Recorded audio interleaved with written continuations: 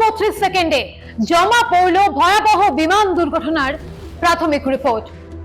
সাম্প্রতিক সময়ে সবচেয়ে বড় বিমান দুর্ঘটনার সাক্ষী থেকেছে আহমেদাবাদ। বিমানবন্দর থেকে ওড়ার পরেই ভেঙে পড়েছিল এয়ার ইন্ডিয়ার বিমানটি।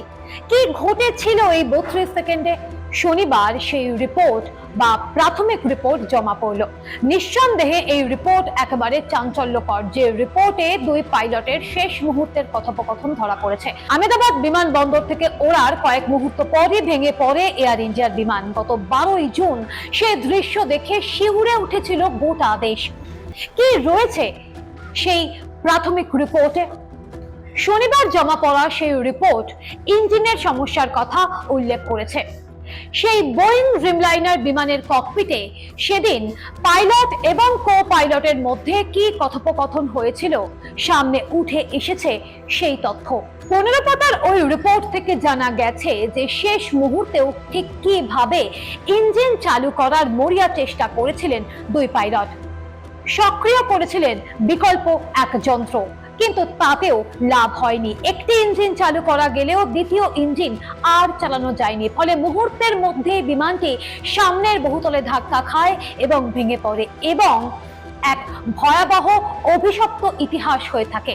ওই রিপোর্টে প্রাথমিকভাবে অন্তর্ঘাত বা পাখির ধাক্কায় দুর্ঘটনার তথ্য কার্যত উড়িয়ে দেওয়া হয়েছে। প্রাথমিকভাবে মনে করা হচ্ছে শেষ মুহূর্তে বিমানের দুটি ইঞ্জিনের জ্বালানি একসঙ্গে বন্ধ হয়ে যায়, আর সেটাই দুর্ঘটনার মূল এবং অন্যতম কারণ হতে পারে।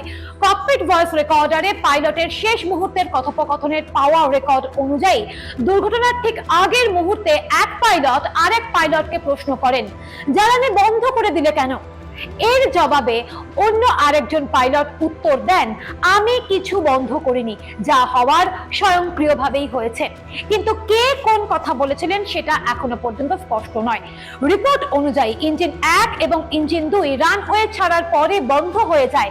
যখন বিমানটি গতি নিয়ে নিয়েছে ঠিক সেই সময় দুটি ইঞ্জিন বন্ধ হয়ে গিয়েছিল। ইঞ্জিনে জ্বালানি পৌঁছচ্ছিল না।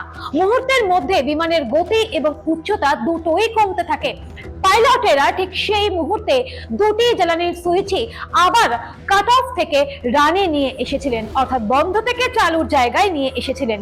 দুজনেই ইঞ্জিন চালু করার মরিয়া চেষ্টা করেছিলেন শেষ মুহূর্ত পর্যন্ত।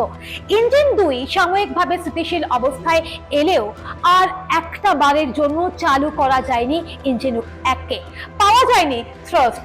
এটিসির কাছে পাইলটদের তরফে মেডে কল করেও কোনো লাভ হয়নি। বিমানের থ্রাস্ট লিভারগুলি নিষ্ক্রিয় অবস্থায় পাওয়া গিয়েছে, কিন্তু ব্ল্যাক বক্সের তথ্য বলছে বিমান ছাড়ার পর থ্রাস্ট ঠিকঠাকই ছিল। কিন্তু তাহলে কেন ঘটলো একটা এত বড় দুর্ঘটনা?